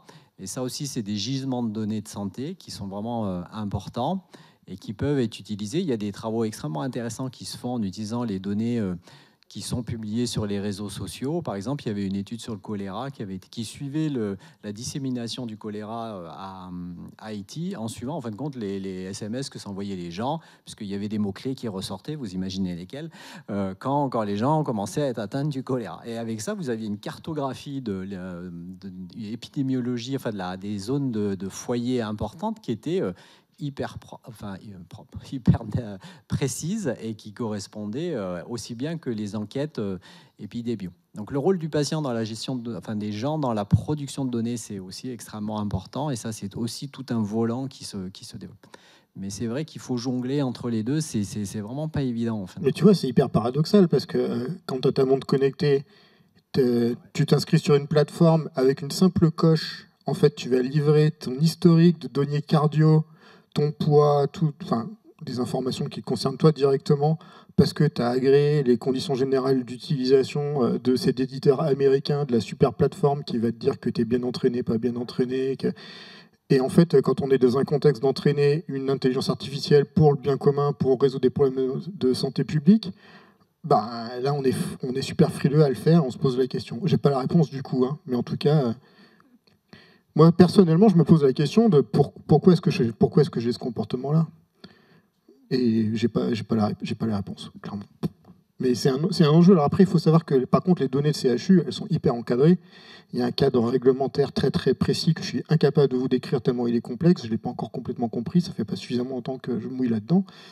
Mais en tout cas, ce que je vois, c'est que les comités d'éthique sur la mise en place des études cliniques sont hyper rigoureux sur les analyses et notamment se préoccupent énormément de savoir où sont les bases de données, qui les utilise, comment elles sont anonymisées, comment est-ce que l'information circule. Finalement, le problème, quand on fait ça à l'échelle d'un CHU, ça marche plutôt bien parce que l'environnement de data est très protectionniste. Quand, par contre, on veut travailler à l'échelle de plusieurs CHU, quand, par exemple, on veut faire une étude clinique multicentrique, alors là, ça devient la croix à la bannière, parce qu'en fait, il faut faire cohabiter les systèmes d'information qui ne sont pas les mêmes, avec des données qui ne sont pas structurées de la même façon, et donc, du coup, qui viennent complexifier le fait qu'on puisse les mettre en commun avec des règles et un cadre que chacun soit en mesure de respecter et qui soit conforme à la réglementation. Donc là, ça, c'est un casse-tête sans nom. C'est pas résolu. Non, c'est pas encore résolu. S'il y a des gens qui veulent s'en préoccuper, ils sont bienvenus. Une des réponses, c'est les entrepôts de données de santé. Peut-être, vous savez qu'il y a ce problème des données qui sont silotées, c'est-à-dire vous avez des données d'imagerie dans un coin, la biologie dans un autre, les données de CR dans un autre. Ce problème-là, il est traité par la création d'entrepôts de données de santé, les EDS, où globalement on pousse toutes les données dans un grand hangar type Amazon, où elles sont bien rangées, et pour chaque patient, on aura sur différentes étagères toutes ces données, et on va pouvoir y accéder de façon globale. Donc ça, c'est vraiment un plus énorme, parce que ça permet, par exemple, vous posez des questions sur une cohorte de patients atteints de pathologie cardiaque, vous allez avoir 200 patients, on va pouvoir récupérer l'ensemble des données de l'ensemble de ces patients. Alors ça ne se fait pas aussi facilement que ça parce qu'il faut faire tout le réglementaire, mais par rapport à l'aspect informatique, d'interopérabilité des systèmes, ça permet de s'affranchir cette question et ça permet quand même d'avoir l'ensemble des données. Après, quand on passe à l'échelle multicentrique entre établissements, les stratégies qui se développent, c'est de développer justement des entrepôts qui communiquent entre eux en fin de compte. Là aussi, on n'est plus dans... Enfin, c'est plus la notion vraiment d'interopérabilité, mais on pousse dans des entrepôts communs, en fin de compte. C'est plus simple de pousser et de ranger dans un entrepôt commun plutôt que d'avoir 4 entrepôts séparés avec 4 modalités de rangement et que chacun connaisse par cœur la modalité de rangement de l'autre. Et donc ça, à l'échelle de la région, là, par exemple, il y a un projet d'entrepôt, d'entrepôt commun, justement, pour donc Clermont, Lyon, Saint-Étienne, Grenoble, qui va essayer de structurer une plateforme commune et qui permettra donc d'avoir des projets à l'échelle régionale. Donc ça, c'est vraiment un gros défi. Il y a aussi à l'échelle nationale, il y a le Health Data Hub, qui aussi essaye de piloter, de manager des projets sur l'accès à ces données. Ouais. Donc l'aspect informatique, on s'en est à peu près, pas affranchi, c'est pas le mot, a été à peu près réglé avec ces notions des entrepôts, mais il reste quand même tout le réglementaire qui est derrière, qui est quand même nécessaire pour protéger les patients, même si on est tous très paradoxaux, comme tu le disais, parce qu'on va balancer avec nos montres toutes nos données sur les applis sportifs, par exemple. Mais au moins, bon, ça permet un petit peu d'avancer dans ce sens-là. Ouais.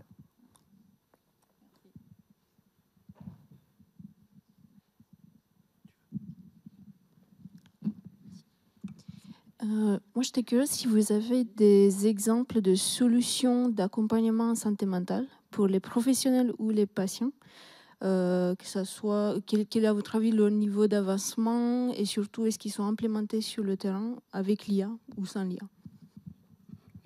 Nous, enfin, je peux parler de ce que je connais. Donc, on a prospecté avec ma collaboratrice depuis qu'elle est arrivée depuis avril. On a prospecté à peu près une centaine d'entreprises qui proposent des solutions numériques en santé.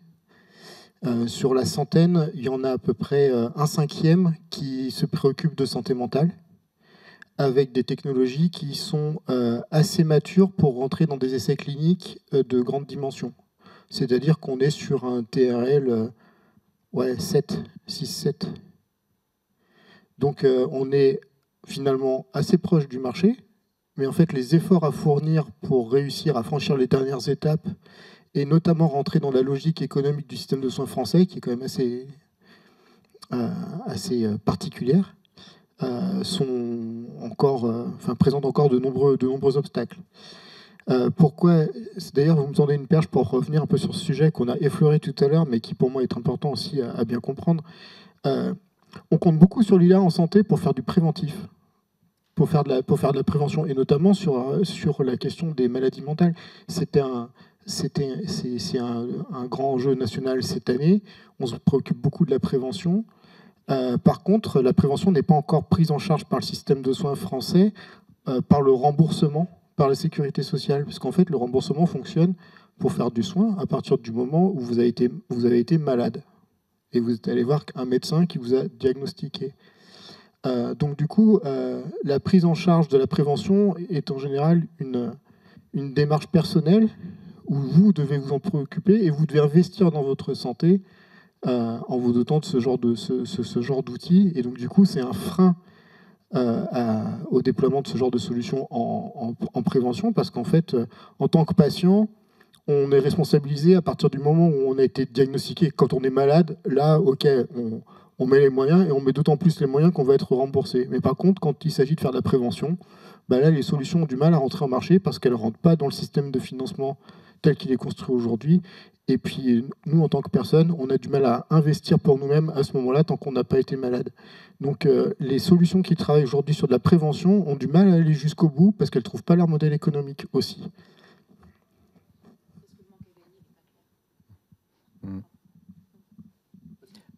Après, dans la santé mentale, je pense que c'est vraiment un champ où l'IA et les capteurs pourraient être hyper puissants parce que il y a la capacité à déceler des mouvements, je veux dire, faibles, qui peuvent être des troubles du langage, des troubles fins de l'équilibre ou des troubles du mouvement. Alors, c'est pas de la... J'associe l'ensemble des pathologies neuro, je vais dire. Mais là, il y a une vraie puissance dans l'analyse, justement, IA, dans la capacité de détecter des signaux qui sont très faibles et qui ne sont pas accessibles à, je veux dire, à l'œil ou à l'examen humain ou à une imagerie quelconque, en fin de compte. Et je pense que c'est un champ qui est vraiment hyper intéressant parce que dans la prévention de... ça peut être. J'ai en tête un étudiant du master justement qui avait développé un projet de suivi des addictions pour les enfants, addictions aux écrans. Et c'est sur des mesures relativement simples, c'est des capteurs qui mesurent combien de temps passe l'enfant, mais derrière, il y a des algos complexes qui permettent d'analyser ça, plus que simplement vous avez passé 65 minutes sur la journée, je ne sais pas, un truc comme ça, mais avec des analyses beaucoup plus fines et qui permettent d'évaluer le risque aussi qu'il y a derrière de passer à une consommation trop importante avec un retentissement sur on va dire, la santé mentale. Et donc ça, je pense, c'est vraiment un champ dans lequel l'IA peut amener vraiment énormément en s'associant à des capteurs. C'est les mouvements oculaires, c'est le langage aussi qui peut traduire les états émotionnels aussi des gens. Donc il y a vraiment des champs qui peuvent être vraiment intéressants. Je ne connais pas bien, mais je pense qu'il y a pas mal de choses qui poussent dans ce sens-là. Ouais. Alors, nous, on est en train de construire une évaluation d'impact d'une solution pour les personnes âgées et leurs aidants de prévention de la dépression, aussi bien de la dépression de la personne âgée que de son aidant, en fait. Donc voilà, on est en train de construire le programme. Alors, c'est compliqué parce qu'on travaille avec le centre hospitalier du Vinatier à Lyon. Et effectivement, arriver à récupérer les données de santé, comment on les récupère pour derrière faire les études d'impact, c'est pas si simple sur des grosses cohortes, parce qu'on est sur 5000 personnes.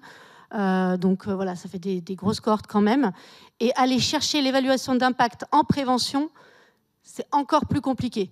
Parce que voilà, aller voir l'évaluation d'impact sur quelqu'un qui est malade, ok, mais aller voir une évaluation d'impact en prévention, il n'est pas malade, ok, mais il n'est pas malade pourquoi? Parce qu'il ne l'aurait pas été ou parce qu'il y avait cet outil-là, cette solution-là.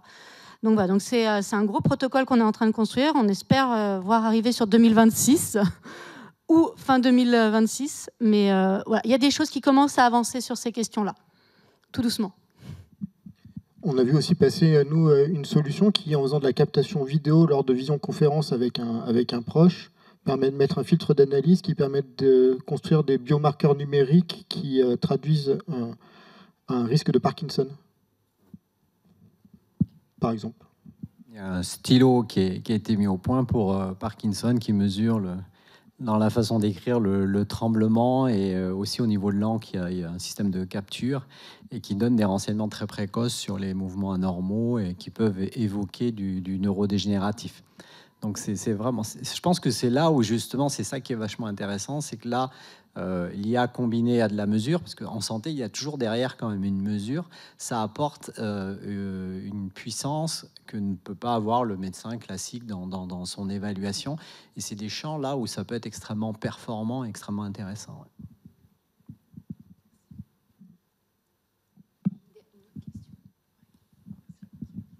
Oui, merci pour vos interventions. Une question qui est peut-être un petit peu différente, qui porte plus sur le financement de la recherche en santé. Donc, il y a une certaine structuration qui peut se faire par l'intermédiaire des 3 IA, des clusters IA au sein d'un site, mais ça ne touche pas toute la santé, bien sûr, ça touche qu'une partie, la partie liée à l'intelligence artificielle. Puis on a dit souvent au moment du Covid que l'Angleterre avait su mobiliser ses forces et que la France n'avait pas su mobiliser ses forces et qu'on était parti en ordre dispersé. Il y a des initiatives un petit peu au niveau de l'ensemble des clusters IA pour essayer d'avoir des initiatives communes, mais ça reste, je dirais, c'est pas forcément non plus très structurant. Donc je voulais avoir un peu votre avis et puis savoir ce qui pouvait être mis en place et ce qui est mis en place. Je connais un petit peu le Health Data Hub, mais au-delà de cela, par exemple. Alors, je ne sais pas pour vous, mais en ce moment, il y a quand même un gros appel à projet sur les dispositifs numériques, sur la prévention de la perte d'autonomie et sur la perte d'autonomie, l'accompagnement de la perte d'autonomie, dans le cadre de France 2030, si je ne me trompe pas, voilà, qui est porté par Lynn Farah et Bertrand Fougère. Donc c'est un très gros appel à projet. Il a été attendu longtemps, très longtemps, effectivement, cet appel à projet. Il est enfin sorti. Donc on espère qu'il va aussi sortir de cet appel à projet des beaux résultats et des solutions commercialisables et utilisables à la fin. Voilà, pas juste des fantasmes, des espoirs, des choses comme ça. Il y a d'autres appels à projets en cours dans le cadre de France 2030. Il y en a un aussi sur les dispositifs numériques pour la santé mentale. Il y en a un qui est fléché pour ça. Il y en a un qui s'appelle DME Impact aussi. Enfin, il y en a plusieurs. En tout cas, aujourd'hui, la source principale, c'est le plan France 2030. Et typiquement, l'initiative du tiers-lieu dont je vous ai décrite, elle n'aurait pas pu se faire sans un appel à projet France 2030 qui nous a aidé à nous structurer et à financer le démarrage. Mais peut-être au-delà des appels à projets, la question que je pose, c'est aussi celle de la structuration et puis des collaborations entre les différents CHU, entre les différents centres de santé, en fait. Bah, ça rejoint, là on parlait de Health Data Hub par exemple, il y a eu cette volonté à un moment d'un peu de centraliser les données de santé pour pouvoir travailler dessus de façon plus efficace. Alors, c'est un système qui, en France, ça marche en général pas trop bien, ces systèmes où on dit on va colliger tout en centrale, donc à Paris. En général, ça bloque au bout d'un moment. Donc après, on change un peu. Mais il y a cette volonté, oui, de pouvoir partager. Il y a des réservoirs de données de santé qui existent depuis, en fin de compte, des dizaines d'années. Hein. C'est ceux de la Caisse primaire d'assurance maladie. Qui contient énormément de données, en fin de compte. Il y a le SNDS, donc le Système national des données de santé, qui est aussi un système, donc, pour le coup, national, qui collige CPAM et puis les décès, et puis différentes mutuelles. Il y a des mutuelles qui ont énormément de données. Les mutuelles agricoles, par exemple, ont énormément de données sur leurs clients, leurs adhérents. Et derrière, on sait qu'il y a des questions, par exemple, qui se posent cancer et exposition pour les pesticides et compagnie.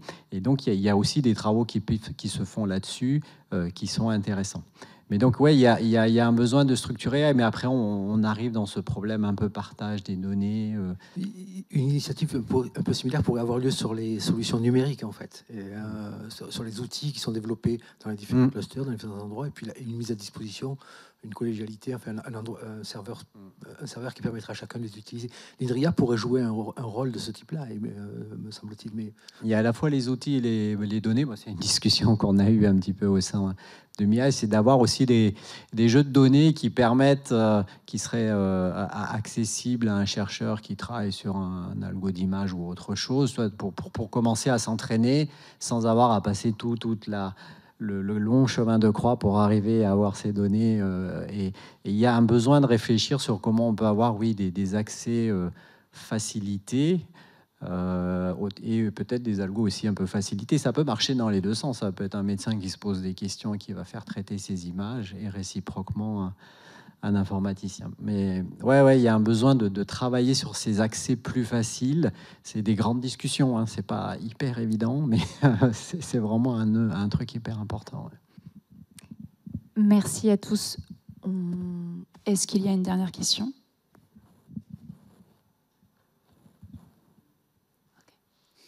on va s'arrêter là. Merci pour votre temps et vos témoignages.